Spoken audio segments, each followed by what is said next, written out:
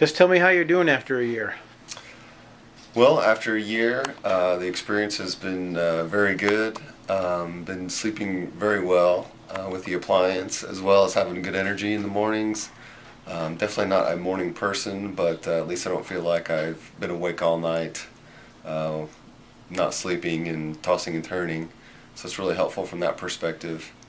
And no complaints from my wife from snoring or grinding my teeth either, so it's going to help in both of those areas as well. So you would tell anybody who's kind of hesitant to do this they have nothing to lose to just go for it. Yeah, I've recommended it to several people I know.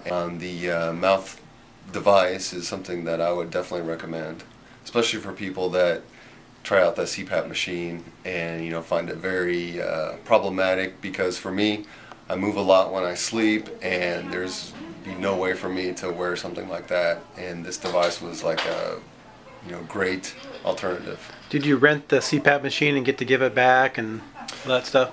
No, actually doing the test at the hospital, my second sleep study, I had to wear the C-PAP machine, and I think the technician told me I only slept like an hour and a half of straight sleep. Aside from the sleep apnea issues, you can't sleep on your side, which I like to do a lot, and it just the CPAP machine also, I was a mouth breather, so it covered my whole face pretty much from my nose down to my chin.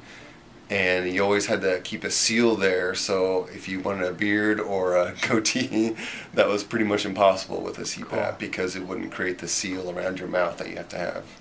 Oh, cool. Well, thanks for the quick update. All right, you're welcome.